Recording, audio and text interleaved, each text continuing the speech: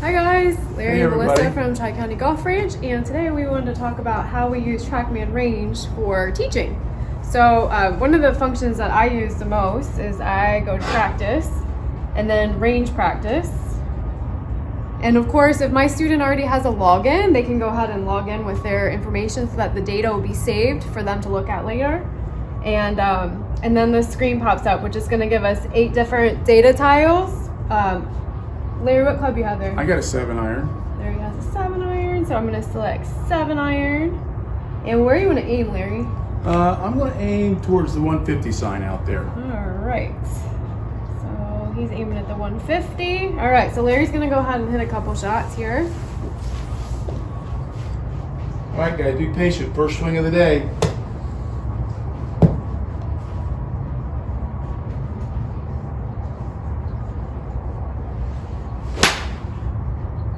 Woo! All right, a little That thin hurt.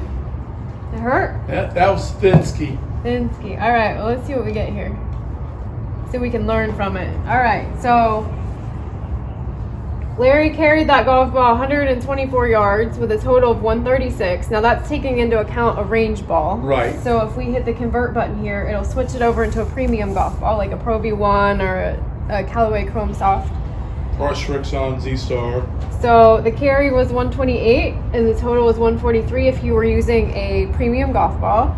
But what we start to look at is that ball speed. So some people get concerned that they can't get club head speed with TrackMan Range, but You can, because we watch the ball speed. There's a conversion table that tell you what your club head speed you could is. do a calculation if you really want to know club head speed, but ball speed is really all that Larry and I need to know. So- Because the more we can get this ball speed up, the farther the golf ball is going to go. So I can do that right here.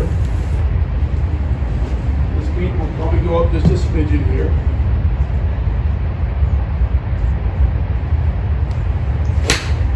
So that was pretty good. A little better than the first A one. little off balance. And ball speed went up so a lot. his carry was now 142. His total was 151. His ball speed went up to 104. Now, Larry tried to swing faster, which I saw that because I was here witnessing it. But if it were one of my students, I'm looking for, okay, can I increase rotation somehow with their upper body? Are their legs moving too much? So I might quiet the lower body, increase the rotation on the upper body, and pretty soon that ball speed's gonna go up real quick. I could probably get that a little higher with a little bit more rotation in the swing here. All right, so Larry's gonna try to make a bigger turn with his upper body.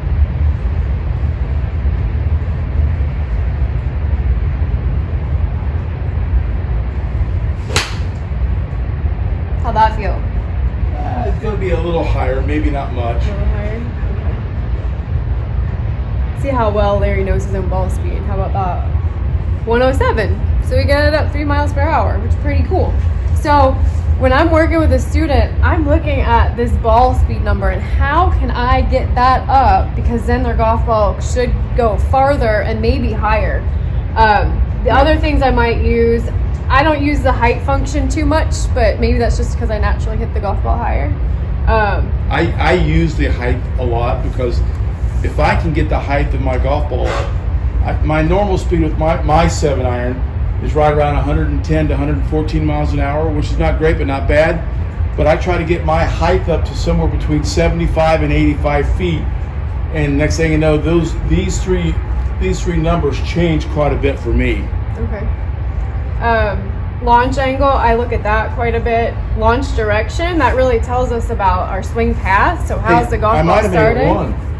Ooh, wow. Look at that. Yeah, but you're 2.5 yards from the pin. Oh, So gosh. what he's looking at, he has 0 side spin, so that would be your face angle at impact. So his face was perfectly square. His path was almost perfectly square. So if he's still 2.5 yards from the target, then maybe there was an alignment issue. Right. Right? Because that's pretty. Or That's it pretty might have close been to a little perfect. short or a little long, right? Correct. Right. Yeah, bingo.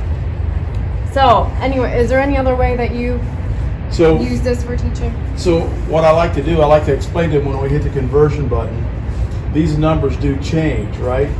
So this is a range ball, which are a little heavier than a regular golf ball. So if you watch that, we'll hit the conversion button again, watch how they change. And so when you get a premium golf ball, that works a lot. So a lot of people don't know that there's a conversion button. And what I work on ball speed a lot, the height a lot, because some people, watch this, I'll hit a little lower shot here, and the yardage will change on the carry.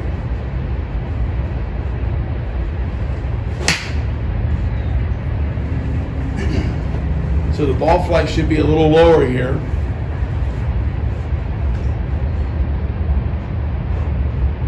So the height went down 20 feet. 20 So feet. That was 46 the carry feet. lost 9 to 10 yards. Yeah, and the ball speed went down about 4 miles an hour. Yeah. So if I can get the launch up with some of my students,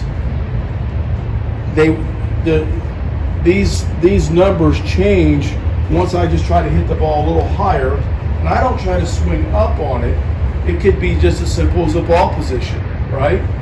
Or my spine, whatever you want to call it. But I try to rotate more.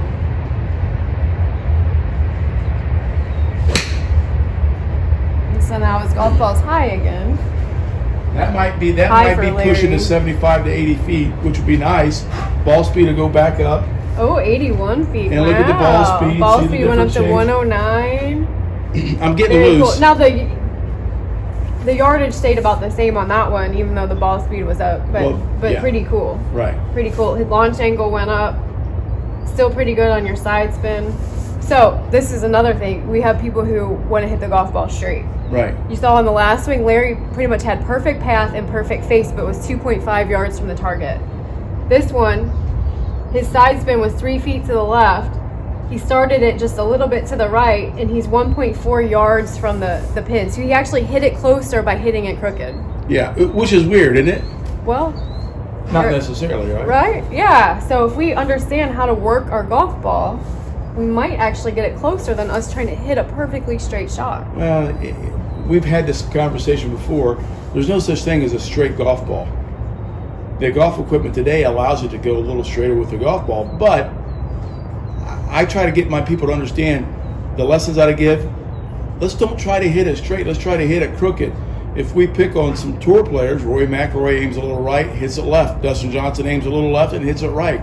They work the golf ball to their target. All right. Let us know if you have any questions about TrackMan Range and come check it out.